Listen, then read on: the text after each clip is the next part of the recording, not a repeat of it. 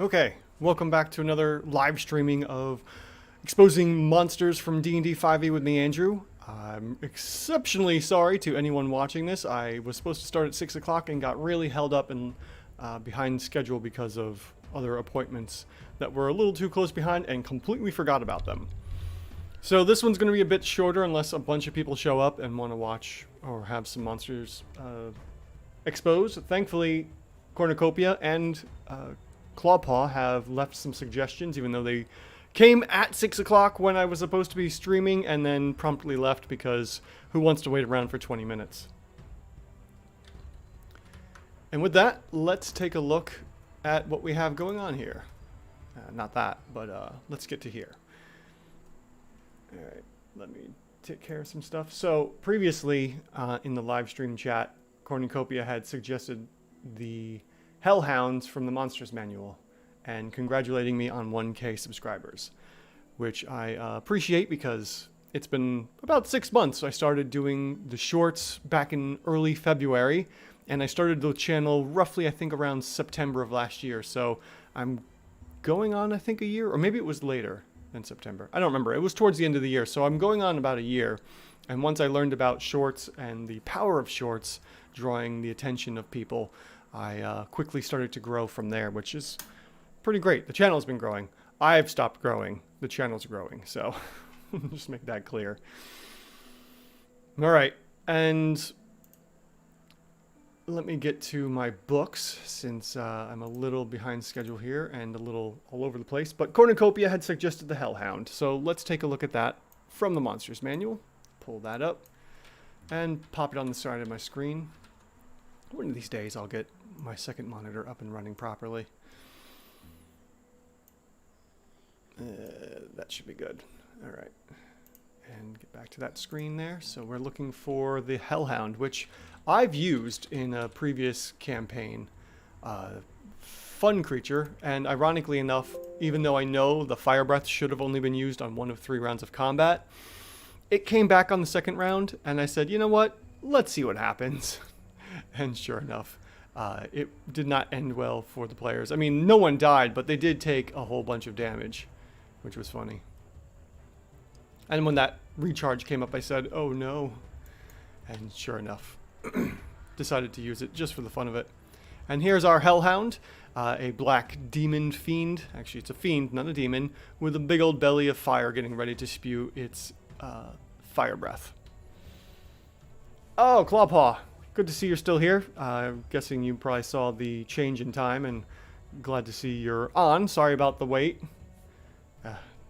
Got all sorts of lost, forgot what I was doing. Alright, so let's zoom in on the Hellhound here, as was requested by Cornucopia, and then we'll take a look at your requests there, Clawpaw, for the, let's see here, I would like to see the Jacklewere, which I've used before as well, and Lizardfolks. Sure. Yeah, so let's take a look at the Hellhound first, and we will start with the Hellhound, and it has 15 AC, is a medium fiend, with 7d8 hit dice, a constitution score of 14, and we don't care about wisdom or charisma because it's not that type of monster to use them.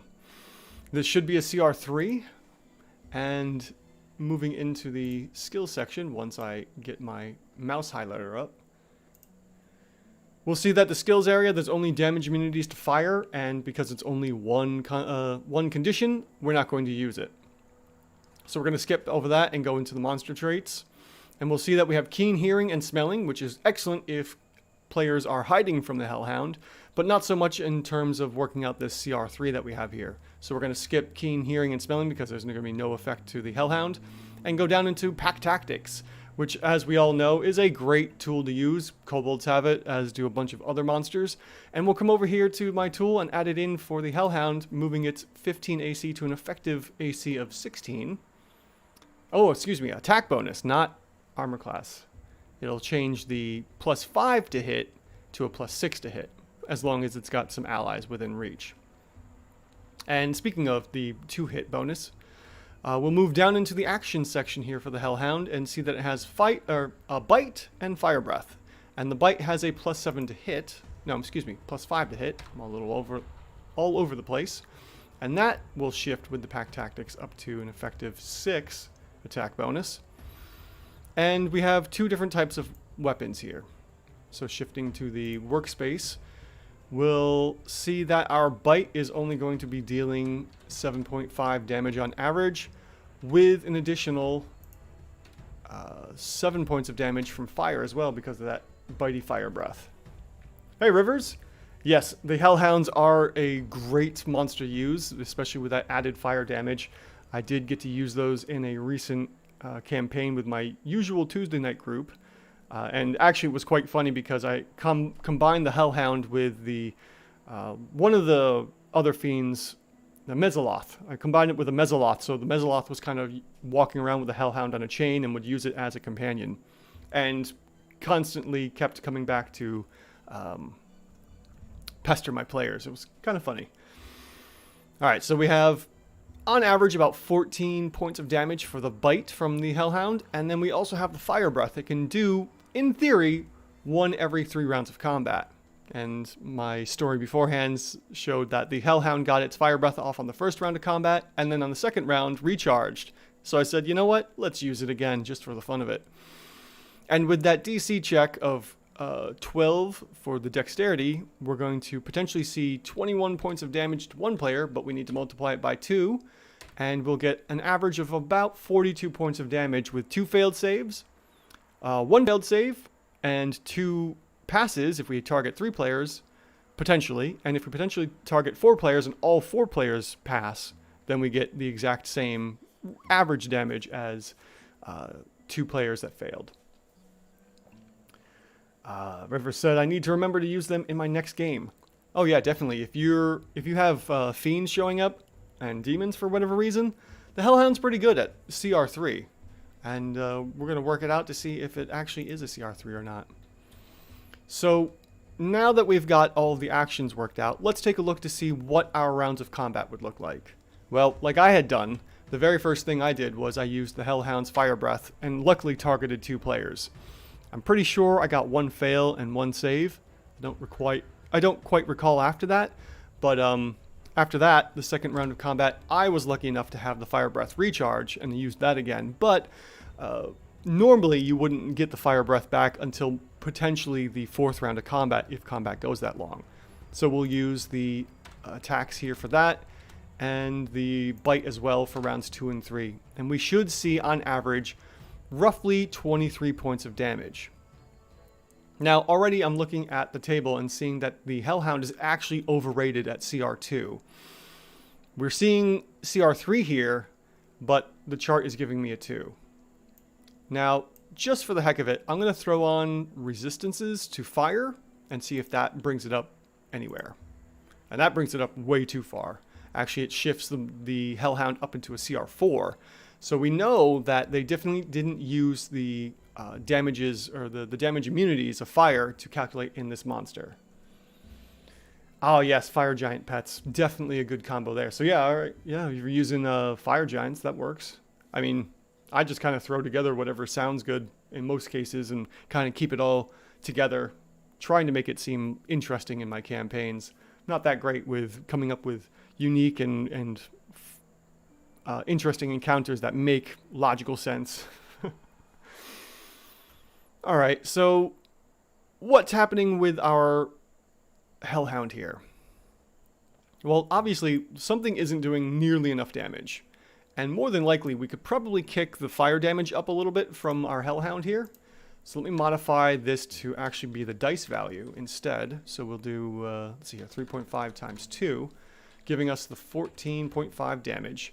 And then if we go back and modify that to, let's say, 3d6 instead for the fire damage of the bite, which is half of what the fire breath does, we're still not getting that close. I mean, we've done more damage here on average for the bite of the Hellhound, but we haven't shifted into a CR3 yet, and we still need to keep moving just a little bit more to get that damage up and really move the attacks up of our Hellhound, because with as high as the OCR is, with a 4 and our DCR of a half, this is definitely an aggressive monster for its playstyle.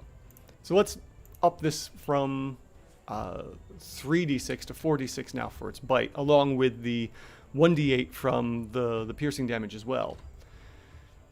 And no, we are still not moving up enough, which is pretty shocking. So we've gone from... we're actually going to almost copy the fire breath damage here, it looks like. So if we do 5d6, still nothing. Let's do this one more time and go to 66. And there we have it. If we want the Hellhound to be a CR3, we need to actually double the fire damage. No, triple the fire damage, excuse me, because it's 2d6. We need to go to 66 fire damage on the bite just to get somewhere close to a CR3 here, as we see in the table. So, Rivers, if you decide to use the fire or the Hellhound here, you might want to triple the fire damage on the bite. Just saying, because it's supposed to be our CR3, but after we calculated everything out, I found a CR2, which, generally speaking, is unusual to get an overrated monster. The other thing we could do is, if we didn't want to change the bite and leave that small, we could also switch the fire damage from the fire breath out and see what happens there. So if we wanted to do that, let's see here. We do 3.5 times 6, giving us the 42 damage. Let's say 10d6 just for the fun of it. Okay, we could also do that. If we left the bite alone, you could add 4d6 to the fire breath as well, and still get a potential CR3 here. AKA the walking flint and steel. Yeah, that's for sure, Clawpaw. This thing is going to start a fire anywhere it goes. So that's the catch here. The easiest way is just to add 4d6 to either the fire damage on the bite or to the fire breath. It really depends on what you want it to do the most damage on. I would probably put it on the bite, since the bite is going to be used more often than the fire breath. But either way, it could be useful. I honestly would prefer the bite. The fire breath, if it came up again and you got 2 fire breaths off, let's see what would happen if we ended up with 2 fire breaths at the new range here. All right. So if we ended up with 2 fire breaths in the first 3 rounds of combat, we might end up with a CR4 Hellhound by accident. So I would definitely suggest 4d6 added to the fire damage on the bite, bringing up the fire damage of that attack. It's not going to be as destructive as the fire breath because of potentially targeting 2 or more monster or players with the fire breath's cone that it can do of 15 feet. So yeah, I would go with fire. I would go with the bite, and I'm just repeating myself again, unfortunately. All right, so we have our Hellhound here. Let me reset some stuff so I can take a note of this. All right, so it's a 1/2, 4, and 2.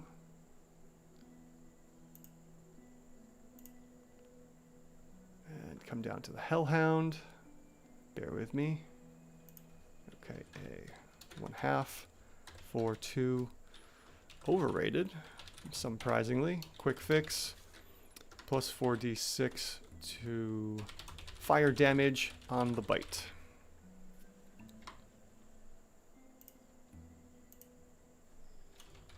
Or fire breath. All right. And that is the Hellhound. A sadly overrated puppy unless you end up with 2 fire breaths. And just for the heck of it, before we move on, I want to see what this looks like when I got it at 2 fire breaths. Still really didn't do much damage, so it was still overrated technically, and this Hellhound should have been more deadly, which is really funny. All right, let's see here. Clawpaw had requested the Jacklewere and the Lizardfolk as well. So let's take a look at the Jacklewere first with page 193. And we have our Jacklewere here, which again is another monster I use more or less in the same campaign. They were a few days apart in game time. My players had just come out of a cavern of some monster. I don't remember the name of it. It's one of the, I think it was one of the monsters I reviewed here. And then they were in the desert and next to a cliff face, and my players had been accosted by a couple Jacklewere with jackals as well, walking the deserts looking for players to accost. It was all loosely connected in my head for the campaign. All right, so our Jacklewere here is a AC 12 medium shape changer with 4d8, 11 constitution, and we don't care about wisdom and charisma, and it should be a CR 1/2. All right. Moving down into the skills area, we have a whole bunch of damage immunities because of that whole being a werewolf or lycanthrope. So it's going to end up getting the damage immunities because you need silver weapons to hit it, and it will increase the hit points from 18 to 36, doubling the hit points, as long as your players, have unless the players have silvered or magical weapons.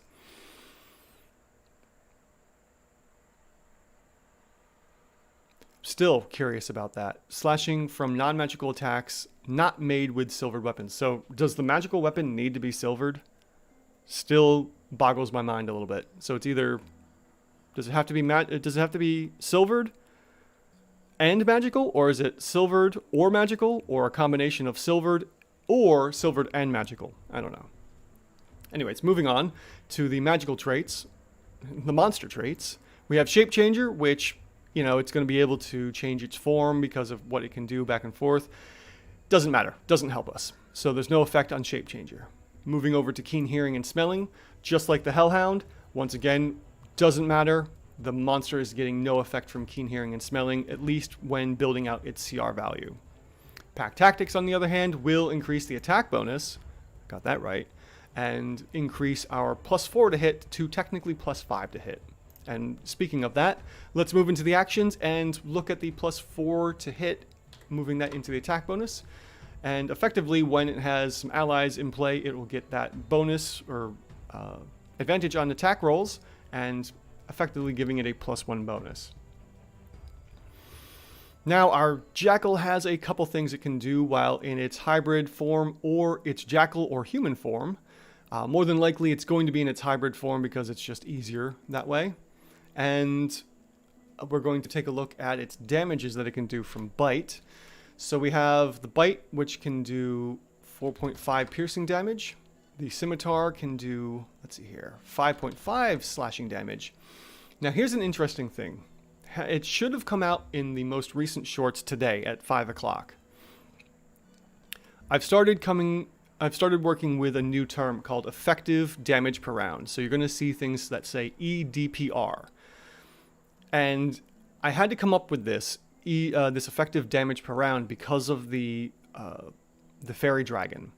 You may have seen on the VOD for the fairy dragon, the blue one, that I ended up with a CR 1/2, and it's supposed to be a CR 2. For the life of me, I could not figure out how they got a CR 2 until after the live stream. It hit me. I saw a picture in my head of my spell damage chart here. And the next thing I was seeing was averaging out all the damage from the attacking spells and giving one set of damage. So for instance, I'm on my cantrips right now. And the cantrips for levels 1 to 4 have on average about 4 damage. For levels 5 to 10, those cantrips now move up to an average of 9 damage, and so on up to 17 plus being 13 damage for the third rankings and average 18 damage for the fourth rankings. I also did this for all spell levels from 1 to 9, getting an average about 10 damage for level 1 spells, 12 damage for level 2 spells, 30 for 3. So in essence, I believe the average should probably be about 20 damage for level 2 spells technically. Level 4 came down a little bit to 28. Level 5 was 36.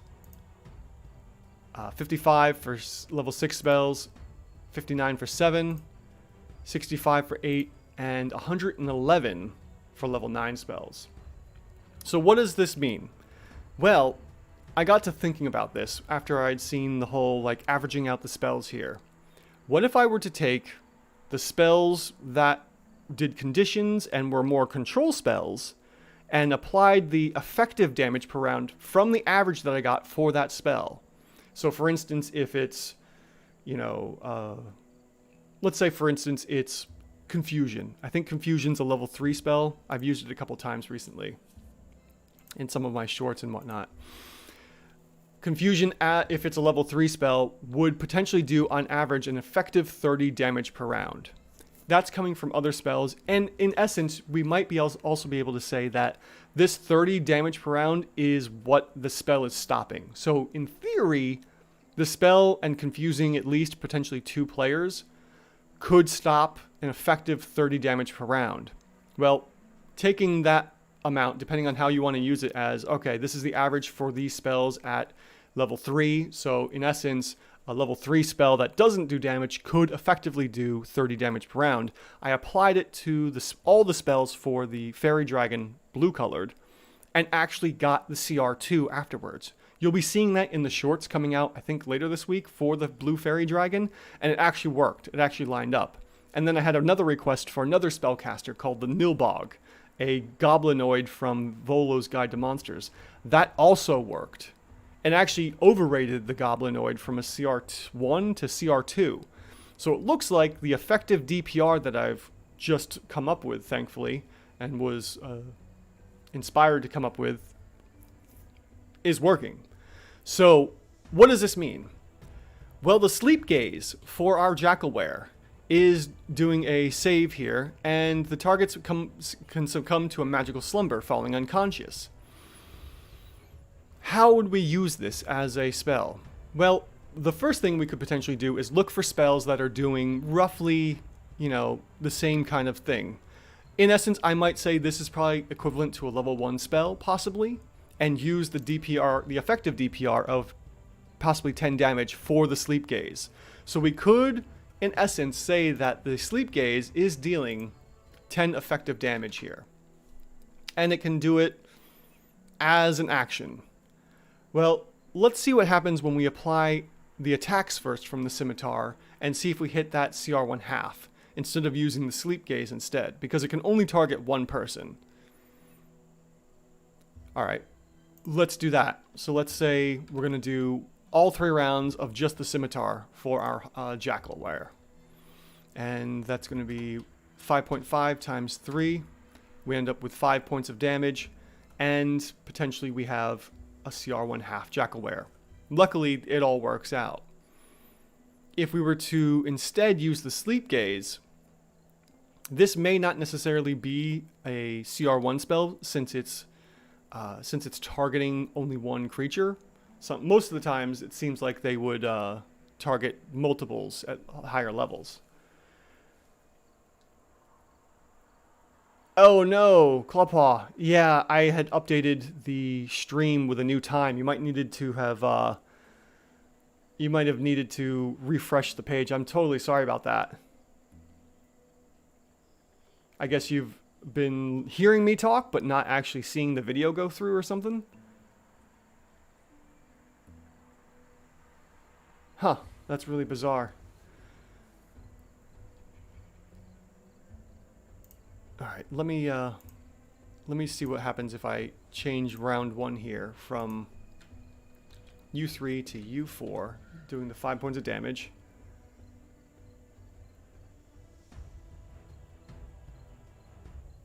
Huh, that's really strange. Oh, totally sorry about that, Clawpaw. I should have said something in the chat.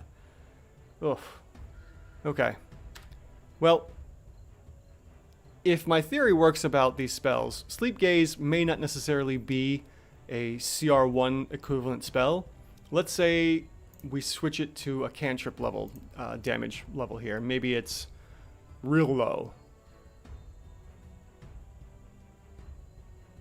Ah, yeah, you didn't miss anything. I mean, I'm partway through talking about yeah, you're probably gonna enjoy halfway through the Jacklewere here, because I got to the Sleep Gaze and started talking about this new term that I'm using called effective DPR, and it's really explained well with the blue Fairy Dragon that I looked at, and we'll have a shorts out later on.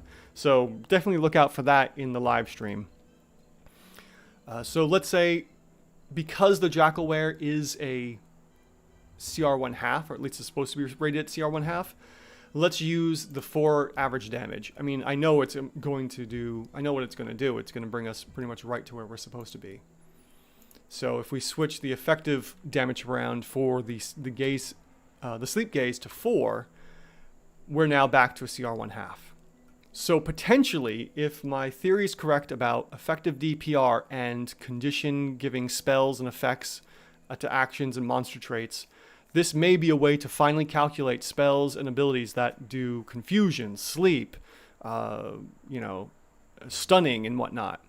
You have to find potentially an equivalent spell in that range to be able to deal the proper effective damage per round here.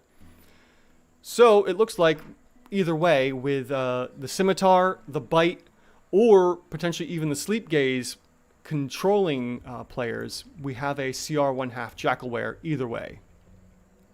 So that's good to know. We have a properly balanced Jacklewere at a DCR 1/2, OCR 1/2, and it will average up to a CR 1/2 shape changer. All right, let's see here. Take a note. And we will come down to the Jacklewere, which is here. And that is 1/4, 1/2, 1/2, even. No notes about it. Actually, we'll say, in theory, sleep gaze is equivalent to a level 1 cantrip of 4 effective DPR. All right, let me go back and take some notes here so I know to put these in. Let's see here. 3 for the Hellhound, Monsters Manual, 1/2 Jacklewere, Monsters Manual. And then we also have the other monster, which is, I don't recall what it was. Lizardfolk. There we go.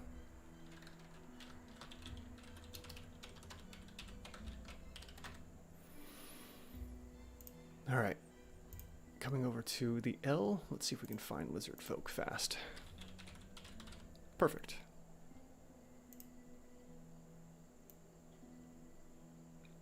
All right, this should be a nice and quick one. It's another CR 1/2.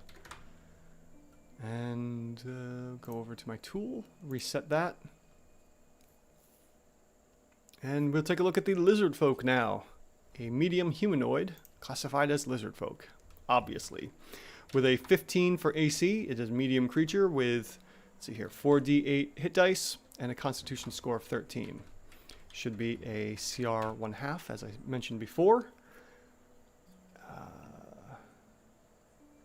Yes. The interesting part. Okay. So that's the base information out of the way for our Lizardfolk. We'll skip down to the skills area and see that we have no skills to worry about here, besides the fact that it actually does have some skills, but won't help with the CR at all. Moving into the monster traits, we'll also see that we have Hold Breath. Hold Breath is handy, but as it's seen in the book, there's no effect to the monster's CR, obviously, because it just allows the Lizardfolk to hold its breath for 15 minutes. So we can quickly jump down into the actions for our Lizardfolk here. No, excuse me. And before I forget, let's include the 2-hit of +4, which is only 1 over the expected right now, so thankfully that's not going to be changing anything. And take a look at its different attacks with the multi-attack of 1, let's see here, 2 melee attacks, with each one with a different weapon. Alright, so obviously you would want to go for whatever deals the most damage, which, ironically enough, they all do the same amount of damage. So it really doesn't matter. Everything is doing 1d6 plus 2, which equals out to 5.5 points of damage. So there you go. You can do a bite and a heavy club. You can throw a javelin and then do a spike shield. You can really close and personal, do a bite and then stab with the spike shield. Doesn't really matter. Everything's going to be doing the same damage. So we'll end up with 11 points of damage from the 2 attacks because of the half point of damage from every odd number of dice that we have there. And then we'll just simply come down and multiply out the multi-attack here for 3 rounds of combat. And we'll see that we have a CR 1/2 monster. This is an even rated monster, or Lizardfolk. It's an even rated Lizardfolk at CR 1/2. It's a little on the higher side for the OCR and a little on the lower side for the DCR. So I would consider this probably somewhere around, not exactly tanky. I mean, it's got a good defense here. The AC 15 is a little harder for some players to hit at those lower levels where you're going to expect to see R1/2. But it's definitely going to be some kind of an aggressor. It's close to being versatile, and I would almost say that. Almost, because, you know, it's only 1 CR off both directions here. So it's a bit aggressive, but can also be a little bit of a tank if need be, especially with that shield. And there you go, Clawpaw. The Lizardfolk and the previous monster, both evenly balanced. Or evenly rated, thankfully. Alright, let's see here. The Jacklewere, yes. Forgot what I was talking about. Alright, Lizardfolk, A. And we had, again, 1/2, a 1, and 1/2. So even. Yeah, don't need to worry about any notes. It's perfectly fine. Nicer Dicer, yes. Would you like me to take a look at the Kraken as well? It is a pretty epic monster. Although I have seen that it does get some flack for being a pretty poor monster, unfortunately.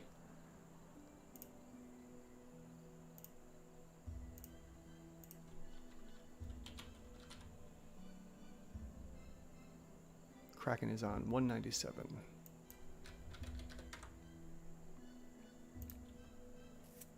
Yeah, you know what? Let's just throw that in there. We'll do the Kraken now. Let's see here. Kraken. Monster manual. Should be a 23. What have I gotten myself into?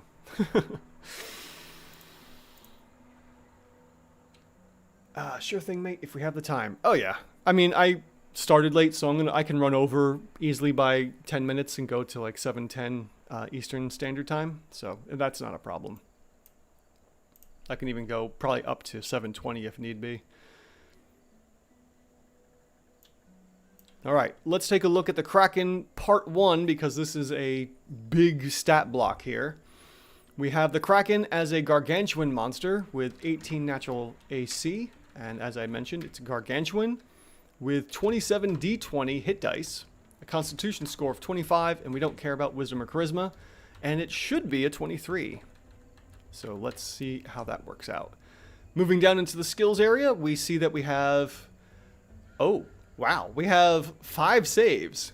I haven't seen that before. I think I've only seen one other monster with 6. Maybe I am making something up. But we have strength, dex, con, intelligence, and wisdom. The only thing it's missing is charisma. So our Kraken is going to get a +4 effective AC bonus from its saving throws. Not too many monsters have that. Next, we also have damage immunities of lightning, bludgeoning, piercing, and slashing from non-magical attacks. Really, at this level, the only thing that's going to be helping the Kraken is probably the lightning. Because most or all of your players fighting a Kraken should have some kind of magical weapon at this point. Or magical ammunition. One way or the other. We also have condition immunities, senses, and languages. We don't care about the rest of that. So let's get down into the monster traits and take a look to see what we have here. And already scanning through, I see all of these are going to be no effect. Amphibious. The Kraken can breathe air and water. Cool. No effect. Freedom of movement. Can, ignore difficult terrain and all that other stuff. Great. No effect from this either. Siege monster. Sucks for boats. And also for the CR. No effect from the siege monster. So, nice and quick through our monsters traits area. And we can get right into the actions of the Kraken here. So our Kraken, right off the bat, has a +17 to hit. And we'll just move that in place. Already shifting our OCR to a 4 without even giving it any kind of damage already. And then we'll shift over to the workspace section here and start with its bite. So, let's see here. We have 23 piercing damage. Well, technically 23.5. And then it also will grapple large or smaller creatures. Does it grapple? Yes. Well, let's work through this. If the target is large or smaller, the creature is grappled by the Kraken. That creature is swallowed and the grapple ends. So this is an immediate swallow. Okay. Total cover, blah, blah, blah. And let's see here. While swallowed, the creature is blinded, restrained. It has total cover against attacks and other effects outside the Kraken, and it takes 42 acid damage at the start of each of the Kraken's turns. All right, so we're going to come over here, and we're going to put in 42 points of damage for our first target because it can bite. And Grimboy, hello! Thank you for joining the stream. We are looking at the Kraken here and exposing its CR value of CR 23. We've looked at a couple previous monsters as well, the Jacklewere, the Hellhound, and also the Lizardfolk. We're going to end up finishing up with the Kraken here because I started a little late. I usually start at 6 Eastern Standard Time and go till about 7. But I'm going to probably run a little over. Oh, nice, the Kraken. Pretty sure this guy is going to be under because Kraken is just easy. That's what I keep hearing. The Kraken is overrated from what I understand. We'll see what happens. So right off the bat, on the first attack, with its bite, we can do swallow damage to a player for 42 points of damage. So I'm going to leave that at that for the time being for one target. And then we'll take a look at what it can also do for its multi-attacks here, if it doesn't include the bite. And the multi-attack actually is, let's see here, makes 3 tentacle attacks, each of which it can be replaced with 1 use of fling. So that's curious. The bite may not actually come into play if the Kraken doesn't get a chance to do that. Let's see here. Oh, I see. It needs to be grappled first. So it needs to have the tentacles hit and then it can eat something. That's where the slowdown is. Okay. After that, we also have tentacles, because we don't care about the rest of the information on the Kraken. So tentacles will end up being 20.5 points of damage. And it also grapples the target as well. So we'll go over here and add in at least 1 point of effective let me restart that. We're going to add in constrict for the grapple of the tentacle. Potentially, if we can grapple more targets, we should add in more effective AC because this is only for one thing that you can constrict at a time. So at the moment, we're getting one thing grappled. After that, let's see here. We also have fling. One large or smaller object held by the creature grappled by the Kraken is thrown up to 60 feet in a random direction. If thrown, a thrown target strikes a solid surface, it takes 3 damage for every 10 feet that it was thrown. Alright, so let's just say that our Kraken can throw something 60 feet and it hits it. So that would be, what was that? 6d6. Alright. So at most, the fling will do 66 damage. Alright, so yeah, that will be 3.5 times 6, totaling out for about 21 points of damage from the fling. And it also has Lightning Storm. The Kraken magically creates 3 bolts of lightning, each of which can strike a target the Kraken can see within 120 feet. A target must make a DC 23 dex save or taking 22 lightning damage, and half as much on a failed save. Let's see here. I've been trying to figure out how to calculate the CR of the Ulmist Inquisitor for like a week. Ulmist. What book is that from, Grimboy? While you're answering that, with Lightning Storm, since it creates 3 lightning bolts, it's going to be able to strike at 2 targets. We're still only going to expect 2 full targets to hit because it's technically an AoE spell hitting multiple targets, unless otherwise it's a little low. So for the time being, Lightning Storm will be targeting only 2 targets of the 3. Oh, Priests of Ozibus. Yes, I believe you sent in a form request for that, didn't you? I get those mixed up way too much. Because the Priest of Ozibus is on my list. It's actually, let's see here. Right here. So, this is the current week. Priest of Ozibus is going to be out as a shorts next week, since I haven't looked at it on the live stream. Cool, I thought so. Your name reminded, or I recognized the name.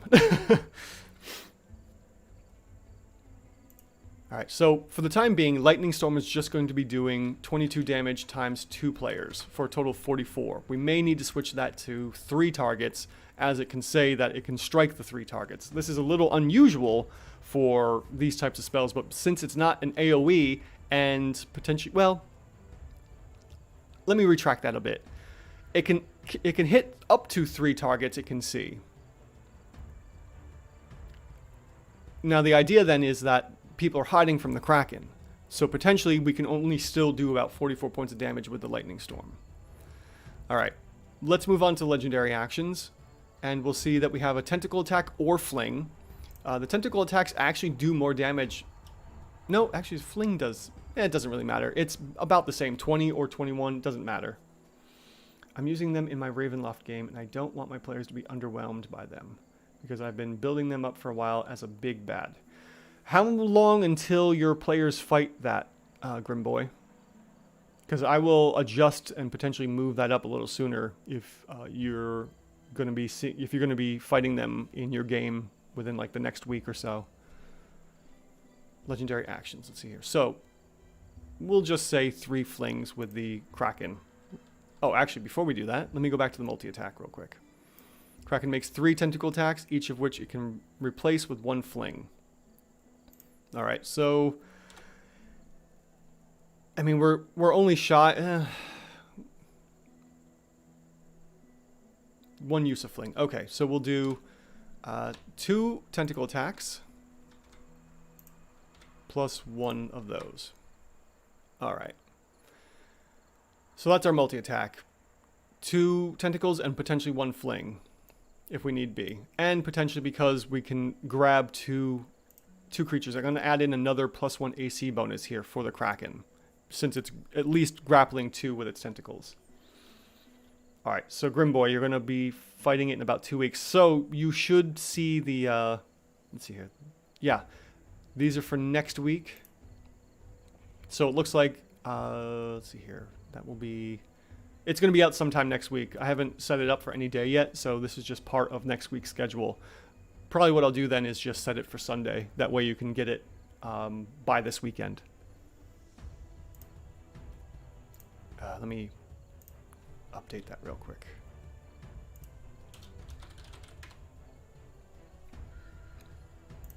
Let's see what else. Currently they are dealing with an NPC side quest, and after that they're going to make the trip over to the temple. All the priests are at. Nice. I'll be sure to see it. Cool. So all of my shorts come out 5 o'clock weekly, so expect it 5 o'clock on this Sunday.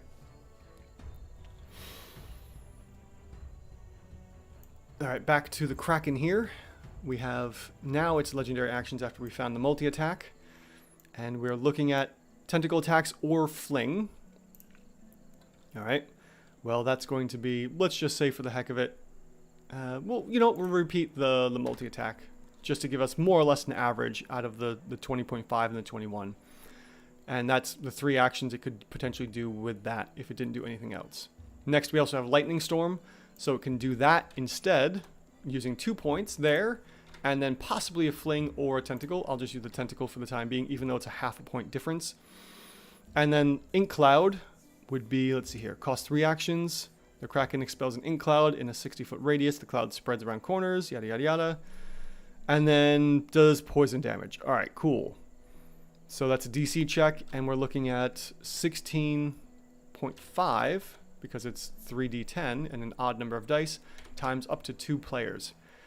Not great, but if the players are in the ocean trying to fight the Kraken as well, we could potentially use that. But it is a severe waste of its legendary actions. As we can see here, it's almost half as much. So now that we have that worked out for its legendary actions and the regular actions, let's see what we can do for its full 3 rounds of combat. And we can't do the swallow just yet because we need to grab something first. So round 1 would be a multi-attack of 62 because it does the most amount of damage.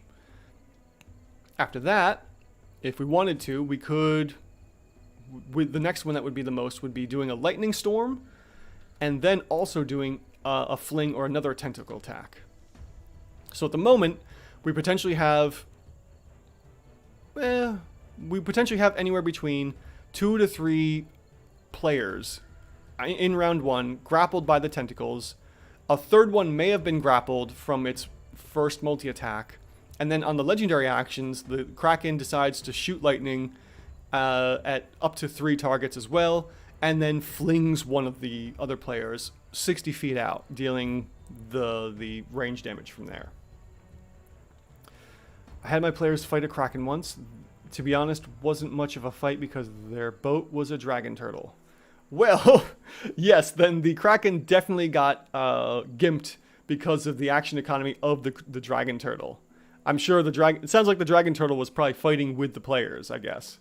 And the party was like level 15. So yeah, more than likely it was, they were very well geared out and had the help of a dragon turtle. If they were by themselves, that may have been a little different. That's funny though. I like that story, Grimboy. Thank you. All right, now we have something to think about for round 2. The problem being is that if the Kraken bites something, it's using up all of its multi-attacks to bite. And the bite is dealing 23.5 points of damage, as well as 42 points of swallow damage coming from the next 2 rounds of combat, because that's how the swallow works. So we're looking at 42 plus 23, which would be, all right, let's do that. 42 and 23 would be 65 points of damage. All right, that's actually worth the trouble. So we'll go ahead and say round 2 will be that. We'll get the we're going to get the swallow damage as well, and now another player is permanently restrained for at least potentially 2 rounds of combat. On top of that, we'll do the same thing of lightning strikes as well as another tentacle or fling attack, and we're looking at 88 points of damage here. Now, because the Kraken is still flailing about and doing damage, even though it doesn't look like it's doing as much damage, if we were just to quickly add in 42 points of damage here, we're actually we're doing a little bit more damage here, delayed with the swallow damage, which is kind of funny. So if we just repeat round 2, because the Kraken should in theory have more things grappled in its tentacles and swallow something, we're going to now up the damage of the Kraken here from 42 to 84 points of damage for 2 targets being swallowed for 2 rounds each. And what are we looking at here with everything done and said? We're actually looking at a CR 24. It's a little bit underrated, and honestly I thought it was going to be overrated as well. But I think a lot of this has to do with ignoring Ink Cloud, dealing lightning damage as much as possible, causing as much chaos, grabbing, hopefully the dice work out in the DM's favor, and you know, they can grab onto a player, grapple them, because I believe the tentacles, do they have to do a check? Yes, they just immediately grapples, and then on the next turn they can bite and swallow someone. So we're looking at technically a CR 23 here, surprisingly enough. Or CR 24, so it's technically underrated. Curious. Let me take a look at something real quick. I've been meaning to add this in here, and I want to look at Xanathar's Guide real fast for encounter building, since we have the Kraken here, and I'm curious to see what we would potentially look at for a CR 23. Where we are here. Encounter building, thank you.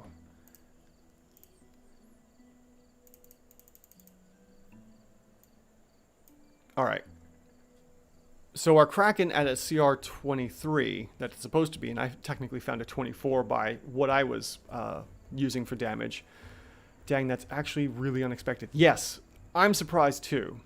I think a lot of people are ignoring the power of bite and swallow damage because it totally knocks a player out of the game, especially with the fact that you need to deal, what is it? Let's see here. So much damage. Yeah, the Kraken has to take 50 damage in 1 turn from a player that's been swallowed inside in order to expel it. Otherwise, the Kraken is going to keep that person inside and just eat them to death, basically. So that's the real power of the Kraken here. Grabbing something and then swallowing them immediately. I mean, look at Pirates of the Caribbean there, #2. My family and I just rewatched that because some of my family haven't seen it. And the Kraken there, you know, ate a whole bunch of people. That's what the Kraken should be doing. If you're just filleting about with tentacle attacks and whatnot, you're not getting the full amount of power, even though technically it's not really going to matter much. Because the damage output is very similar from the tentacle attacks and the chain or the lightning and whatnot. It's going to be pretty close, but getting players out of combat and making them scramble while they're being swallowed and eaten to death is going to make them panic. Let's see here. My players never got bit, mainly because we had an artillerist artificer that manned the dragon turtle boat with ballistas. Yeah, that's definitely going to be, it's going to be some problems for the Kraken. How long was the combat? Do you recall how many rounds you went with that? Because as we're looking right now, technically 4 players shouldn't be able to fight this until at least level 21. So technically we're looking at 20th and 19th level for a party of 6 to 4 players. Anything higher than that is going to be a real challenge. But then again, your players are going to be really geared out and have a lot of magical equipment. So the immunities may not be helping much. And if we take the immunities off, then our Kraken is a little overrated. So if all your players have magical weapons, our Kraken is overrated by 1, and it's a CR 22. But otherwise, if your players are fighting it without magical equipment and using lightning on it, the Kraken is going to be a CR 24, technically. 8 rounds. Man, that must have been one heck of a battle. I'm guessing it probably took the majority of the game night. All right, let me put this back into place and take a note of the Kraken. 27, 20, and 24.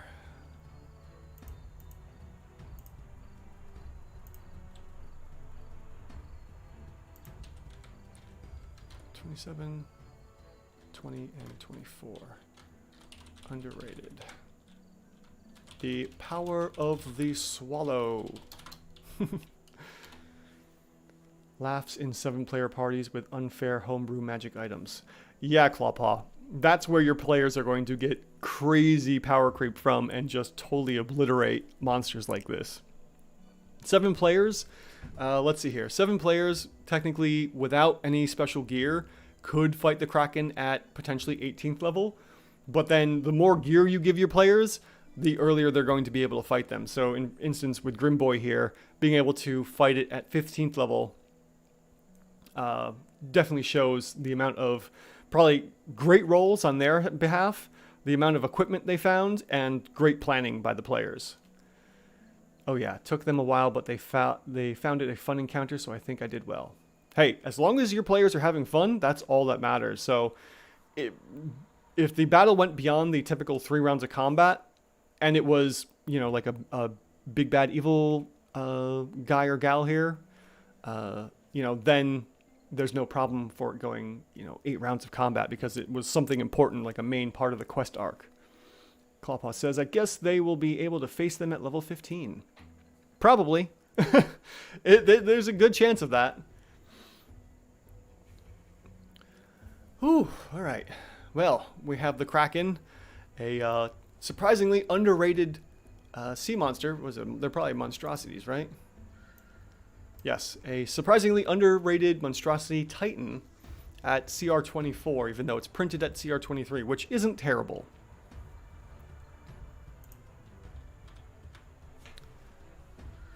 Oh, yeah. Oh, let me see here. Nope. Yep, that's what I wanted. I hate it when I do that. The fighter almost died too. No surprise on that, to be honest. What we got here? The fighter had a cursed magic item that made them vulnerable to lightning damage, so they almost... Oh! So yes, the lightning storm from the Kraken certainly did its job. Oh, that's funny.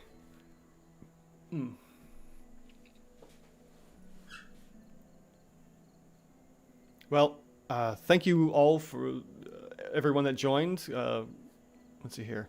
Cornucopia was earlier on, couldn't make the stream, but did leave a request. Clawpaw, Rivers, and Grimboy, thank you for hanging around and watching the live stream with me. Terribly sorry about the late start. I forgot about my appointment and rushed there, and then rushed back here. A magic item was a sword that doubled as a lightning rod. Oh no. I mean, technically, they are lightning rods to begin with. It's just a matter of, you know, how high does the player wielding the sword hold it up in the air? But that's really funny that it was technically a lightning rod. That's pretty good.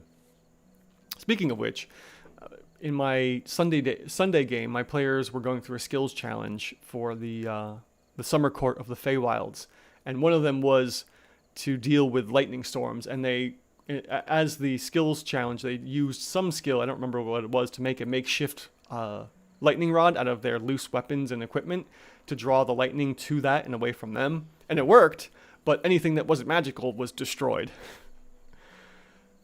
Thank you for providing us with such great content. Uwu. Hey, Clawpaw, you're welcome. All right, gang. Again, thank you for watching and sticking around. You've been awesome, and for dealing with my late start. And this is me, Andrew, hoping that all your encounters are even rated. Good night, folks.